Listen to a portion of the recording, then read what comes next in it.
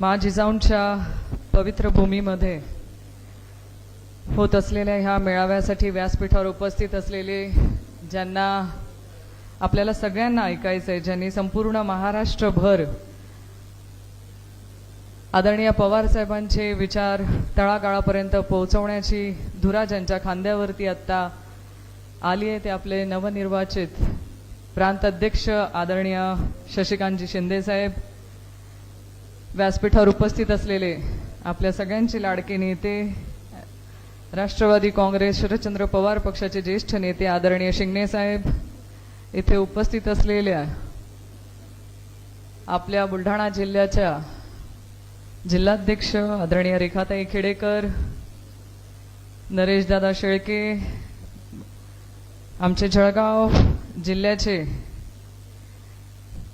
ज्यांना निरीक्षक म्हणून जबाबदारी दिलेली आहे ते भास्कररावजी काळे, इथे व्यासपीठावर उपस्थित असलेले सगळे ज्येष्ठ श्रेष्ठ पदाधिकारी, माजी सभापती, जिल्हा परिषद सदस्य, माजी सगळेच खरं प्रत्येकाचंच नाव घेणं अपेक्षित आहे. प्रत्येक व्यक्तीचं पक्ष संघटनेसाठी मोलाचं योगदान आहे आणि ज्यांना भेटण्यासाठी प्रांत अध्यक्ष आणि आम्ही सगळे इथे आलोय ते तुम्ही सगळे समोर बसलेले बंधू आणि भगिनींनो, संपूर्ण महाराष्ट्रभराचा दौरा आदरणीय प्रांत अध्यक्ष शशिकांतजी साहेब करत आहेत आणि काल जालन्याला होते आणि आज जालन्यावरून आज आपला बुलढाणा, नंतर अकोला, उद्या जळगाव, नंदुरबार असा साहेबांचा दौरा संपूर्ण महाराष्ट्रभर चालू आहे.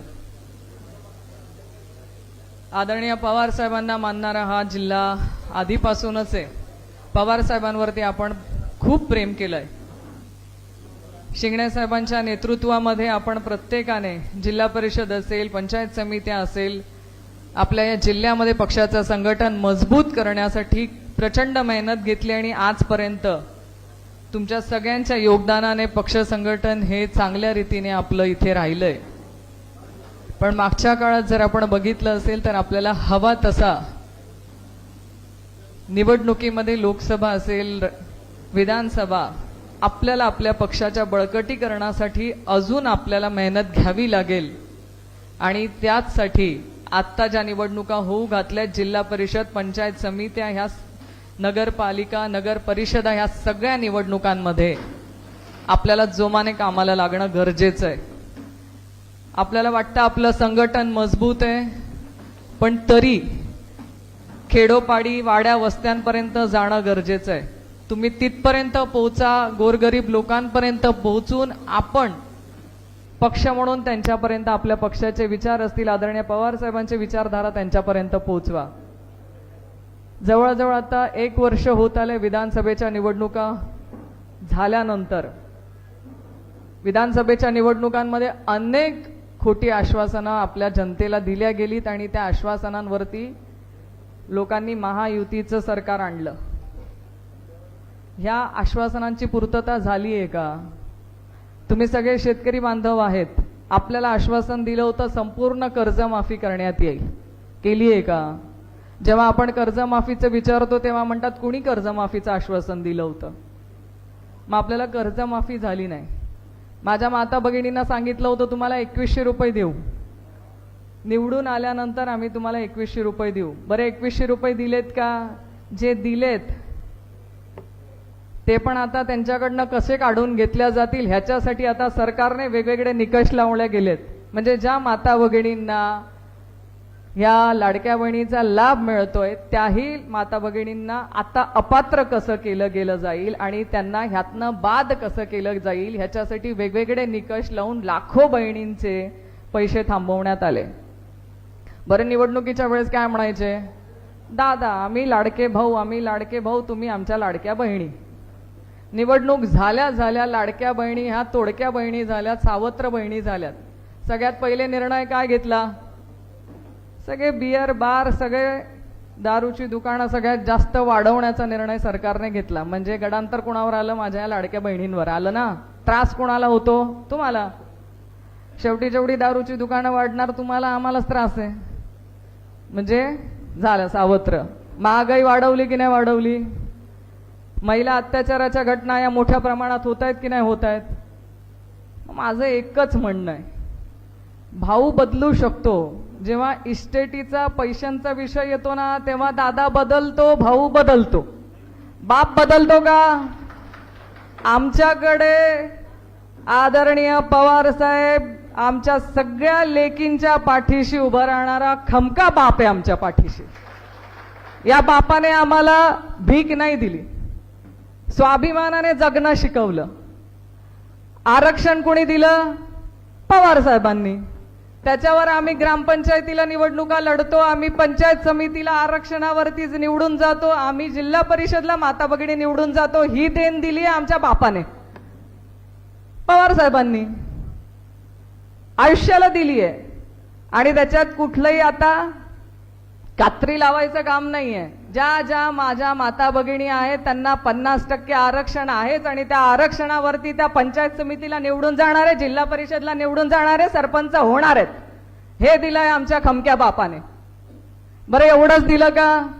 आमच्यावरती संकट आलं तर बापाच्या आणि नवऱ्याच्या इस्टेटीत 50%चा अधिकार दिलाय ह्याच आमच्या खमक्या बापाने, की महिला रस्त्यावर येता कामा नये. आयुष्याला पुरतं हो. उद्या उठून नवऱ्याने बाहेर काढलं, आमच्या बापाने आम्हाला कायद्याने अधिकार दिलाय. हे आमचे आदरणीय पवार साहेब. आम्हाला सैन्य दलामध्ये आरक्षण दिलं.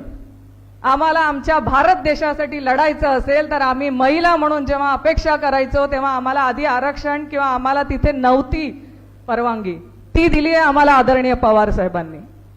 शेवटी आम्ही म्हणतो ना, भाऊ बदलू शकतो. बापाच्या हृदयात मुलगी कायम राहते, आणि त्याचमुळे आमच्या बापाने, आमच्या आदरणीय पवार साहेबांनी आमच्या सगळ्या माता भगिनींचं संपूर्ण आयुष्य सुधरवण्यासाठी घेतलेले निर्णय हे आम्हाला आयुष्याला पुरतात. बरं, एवढंच केलं का? ज्या बचत गटांचं जाळं संपूर्ण महाराष्ट्रभर आज वेगवेगळ्या माध्यमातून ज्या बचत गटाच्या याच्यावरती आमच्या महिला काम करतायत, ही बचत गटाची संकल्पनाच आदरणीय पवार साहेब आणि आदरणीय सुप्रियाताई सुळेंनी आणली. म्हणजे स्वतःच्या पायावर माझी माता भगिनी उभी राहिली पाहिजे ह्याची देखील काळजी केली ती आमच्या बापाने, आदरणीय पवार साहेबांनी. याच्यामध्ये कुठले निकष लावलेत का? तू गोर गरीब आहेस का? तुझ्याकडे 2 लाखाची गाडी आहे का? तुझा पगार 2 लाखाचा आहे का? तुझा नवरा नोकरी करतो का? तू सरकारी नोकरीत आहे का? जी जी महिला काम करू शकते त्या प्रत्येक महिलेला आरक्षण मिळणार आहे. जी जी महिला काम करू इच्छिते तिला बचत गटाचा लाभ मिळणारच आहे. आणि ह्यातनं आमचा महिला माता महाराष्ट्रातल्या ह्या सक्षम होणार आहेत. आत्ताच्या सरकारमध्ये काय आहे? दादा दादा म्हणून मतं मिळवून घेतली, तुमचा भाऊ म्हणून मतं मिळवून घेतली. पण मागच्या आठवड्यात तुम्ही जर बघितलं असेल तर एका महिला अधिकाऱ्याला दमदाटीचा फोन कोणी केला? लाडक्या दादाने. मतं घेताना लाडकी बहीण आठवली, मी तुमचा लाडका भाऊ आठवला.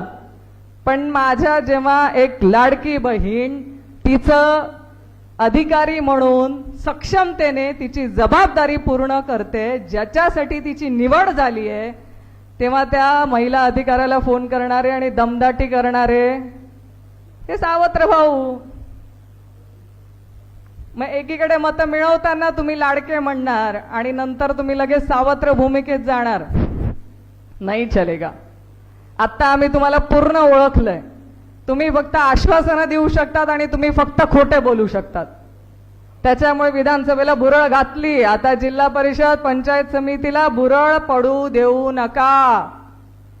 आता खऱ्याला खरं आणि खोट्याला खोटं करायची वेळ आली आहे. आता आपल्याला लक्ष ठेवायचंय, कुणी किती येऊ द्या आणि किती खोटे आश्वासनं देऊ द्या. मतदान राष्ट्रवादी काँग्रेस शरदचंद्र पवार पक्षाच्याच चिन्हासमोर झालं पाहिजे. तुतारी या चिन्हावरच झालं पाहिजे. याच्यासाठी भान ठेवून, लक्ष ठेवून आपल्याला मतदान करायचंय आणि आपली सत्ता आणायची आहे. माझ्या माता भगिनींना तर आता चांगलंच समजलं असेल की खोटं, सावत्र भाऊ आणि वडिलांमधला फरक. त्याच्यामुळे आदरणीय पवार साहेब आपल्या पाठीशी उभे आहेत. आपल्याला सक्षम आपल्या पायावर उभं राहण्यासाठी आदरणीय पवार साहेबांच्या नेतृत्वात काम करायचं आणि आपले नेते आहेत की आपल्या पाठीशी त्याच्यामुळे आपल्या नेत्यांच्या मार्गदर्शनाखाली आपल्याला जिल्हा परिषदमध्ये सत्ता आणायची, पंचायत समितीला सत्ता आणायची, नगरपालिका, नगर परिषदा या सगळ्या ठिकाणी आपल्या पक्षाचा नेतृत्वात आपल्याला काम करायचंय. आणि मला अपेक्षा आहे की तुमच्याकडनं तुम्ही चांगल्या रीतीने इथे काम कराल आणि येत्या सगळ्या निवडणुकांमध्ये ते चांगल्या रीतीने होईल अशीच माझी अपेक्षा आहे.